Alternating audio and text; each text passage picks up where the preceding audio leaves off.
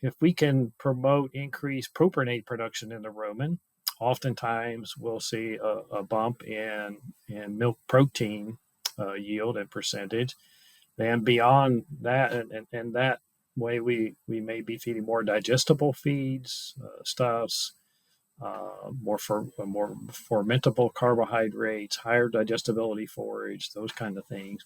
Then beyond that, some increase in high quality degradable or high quality undegradable protein. We can't just say I'm going to feed some additional undegradable protein, but it needs to be high quality, especially lysine, methionine, histidine will help us to provide the mammary gland with potentially eliminating amino acids that may be occurring.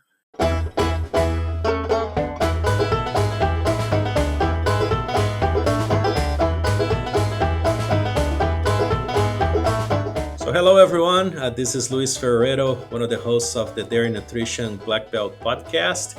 This is the second episode with Dr. Maurice Eastridge, a professor and senior associate chair in the Department of Animal Science at The Ohio State University. Thanks again, Dr. Eastridge, for joining us. We certainly enjoy a lot of the information you shared with us during our first episode. But one of the questions I had to continue our discussion is, so milk components, we talk a little bit about the importance of that, how dairy farmers are typically paid, especially here in the United States. So if we are monitoring milk fat, milk protein, or other components, and we see some changes, what does that mean to the dairy cow and to the nutritionist evaluating that?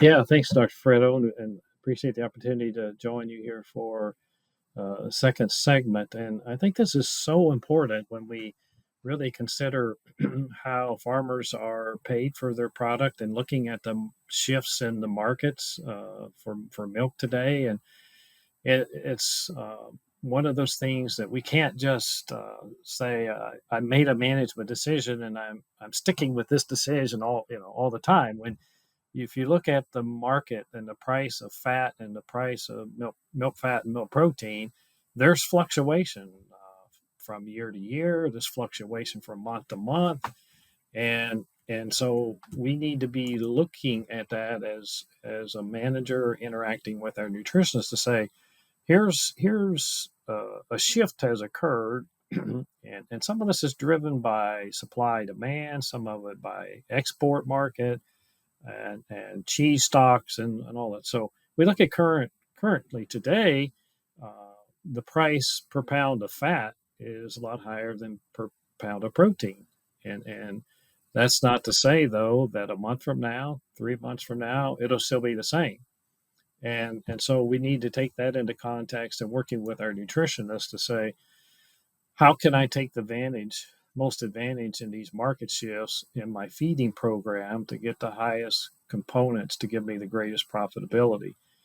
And I think we, first of all, need to look at that. And, it's just amazing today. Look among these dairy farms at some of the genetic advancement they've made and the high levels of components that they're able to get out of these really high producing cows. I mean, it used to be kind of unheard of a 4% milk fat average in a high producing Holstein herd with a 3.5 protein.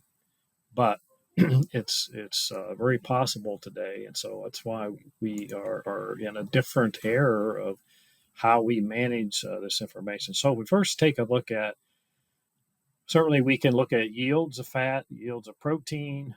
Even though farmers aren't paid based on percentages, it is a signal to us that a change is taking place.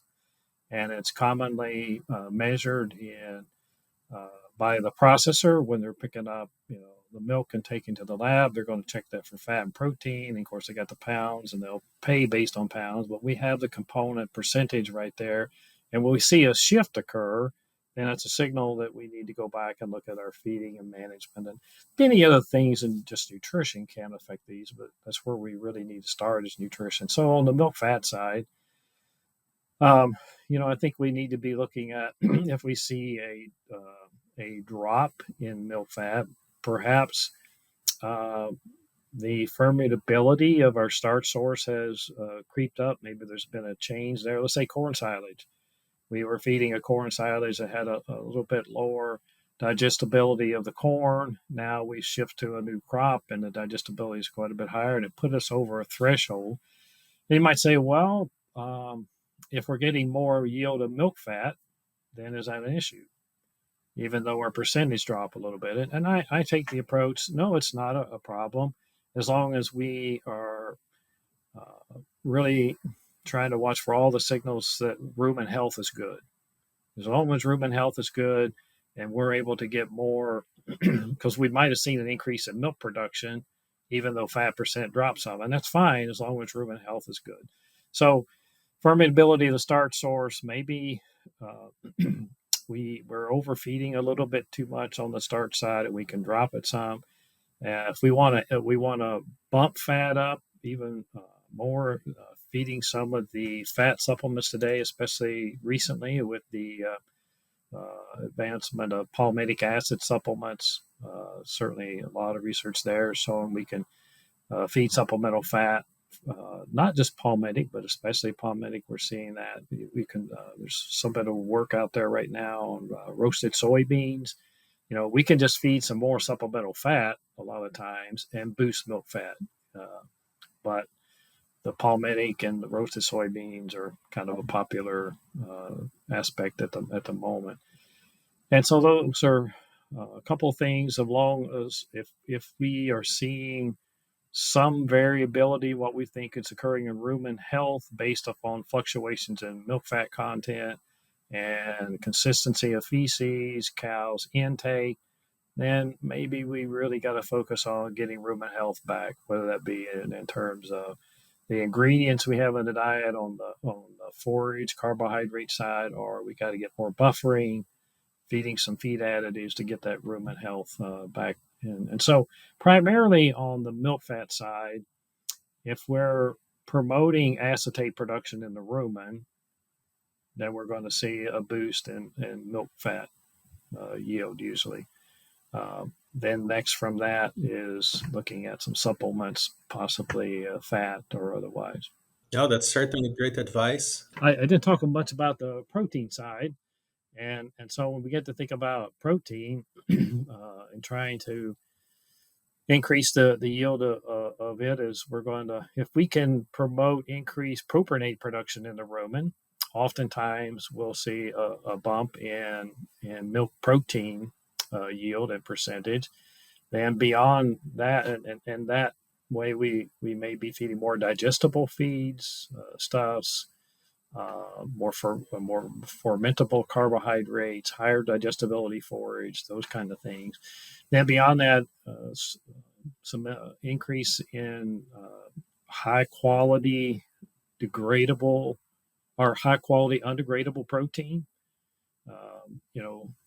We can't just say I'm going to feed some additional undegradable protein, but it needs to be high quality, especially lysine, methionine, histidine, that will help us to provide the mammary gland with potentially eliminating amino acids that may be occurring. And then beyond that, of course, we can look at supplemental amino acids that are readily available in the market to help boost that protein. No, absolutely. And yes, you mentioned earlier, right, that not only those cows are producing much more components today, but what amazes me is those cows produce more components together with more fluid milk, which means that they are not diluting any of the production. They are actually somehow producing more milk components, and certainly genetics play a major role there. And some of those new ideas from a nutritionist perspective help us balance a lot of those needs. Evonik Animal Nutrition is committed to ensure food security and safety while reducing the ecological footprint of animal farming. Its products and services use evidence-based solutions that seek to promote animal welfare and reduce reliance on natural resources. All this is underpinned by long-standing industry partnerships and deep customer understanding. Evonik's focus on efficiency, sustainable, healthy nutrition, and collaborations with livestock farming partners creates value for customers and consumers. So to summarize a little bit of what we discussed from a milk fat perspective, first could be a red flag, right? If we see a drop, Mm. it Right. could mean that we are having some issues there, even though sometimes it's a simple dilution, which we shouldn't worry too much. Just ensure that uh, we are not having issues. And then you suggested a couple of different types of fatty acid supplements, which I highly agree with you. There are so many new uh, knowledge available in this area for dairy nutritionists to dive into and learn how to manipulate the diets depending on prices and so on, and certainly for protein as well, those different qualities associated with rumen non-degradable protein, not only for feed ingredients but also rumen protected amino acids could certainly go a long way. So, said that, are there any other advice, maybe not related to nutrition or still related to nutrition, that you like to give us for nutritionists trying to boost a little bit further some of those milk components that are already quite high in many of those herds? Well, not just components per se. Back to a point that you were making, Dr. Redo, is we do need to think about genetics and having that conversation with the producer. Are the most appropriate sires being selected for our goals in the herd, and even also having that conversation with them with the feed saved index that a number of the sire evaluation companies now use. The Council on Dairy Cattle Breeding have introduced that. I mean, we've had residual feed intake information out for a long time, and now the sire uh, companies have really picked up on that. And so we have the feed saved index. It's about 19% heritable and can help, I think, in terms of selection of those animals that are most metabolically efficient. Then we tie that in with the nutrition things that we've discussed.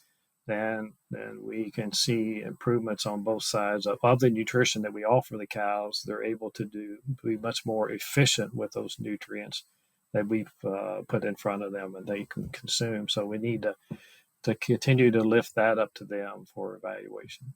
Yeah, no, absolutely. The feed safe trait is certainly key. And what I like about that is that it could mean different things, right? It could be that the cow is more efficient, transforming the same amount of feed into more milk.